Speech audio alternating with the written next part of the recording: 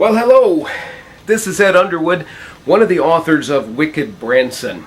You know, we promised early on when we made this Facebook page that we would share something with you that was left out of the book. And by that I'm referring to the unabridged version of the foreword to the book written by our friend Todd Robbins. Now, in case you don't know who Todd Robbins is, Google that name. You'll be glad you did. Todd is a national treasure as both a historian, an author, an entertainer, a performer, a creator of amazing things. And he was gracious enough to agree to write this foreword for the book because he had spent some time in Branson.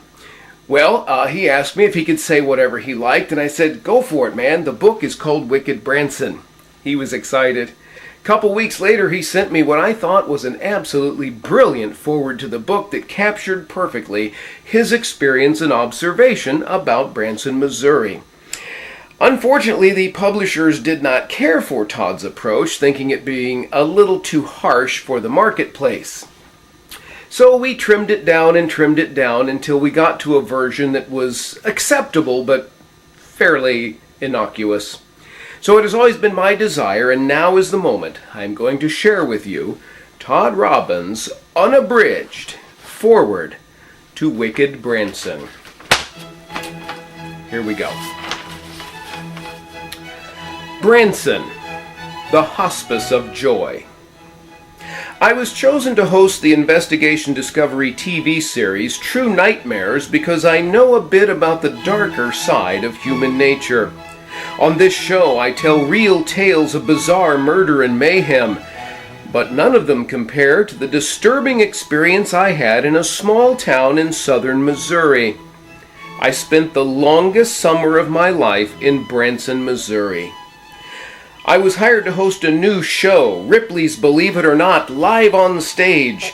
The producer told me to clear off my calendar because I would be doing this show for at least 5 years. That 5 years turned out to be 15 weeks from Memorial Day until Labor Day. During those weeks, I experienced the rabbit hole that is Branson. It's an unsettling little town filled with desperation.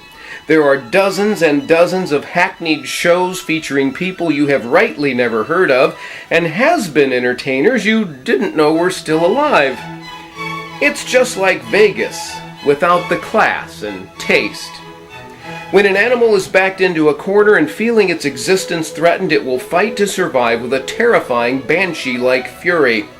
You get a sense that if these performers weren't working in Branson, they wouldn't be working anywhere else. On stage, these folks are sweet as pie and filled with love. Off stage, they will gut anyone who gets in their way. Our show performed twice a day to meager audiences, but what they lacked in size, they made up for in small-mindedness.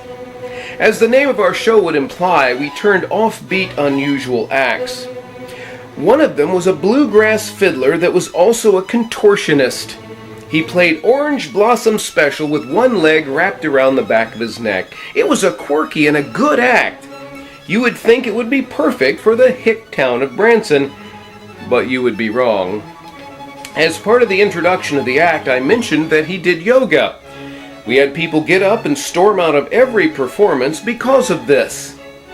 To these folks, the fact that he did yoga meant that he was a devil worshiper. The depth of the hate-filled idiocy of our audiences was staggering. The only good thing about the experience was that the checks cleared. We limped along through that summer, but the show closed right after the season ended.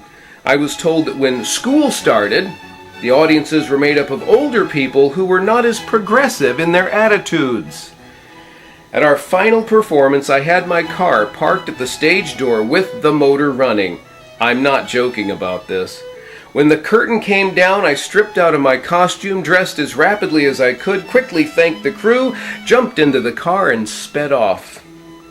I was 50 miles down the road, out of town, before the audience had left the theater.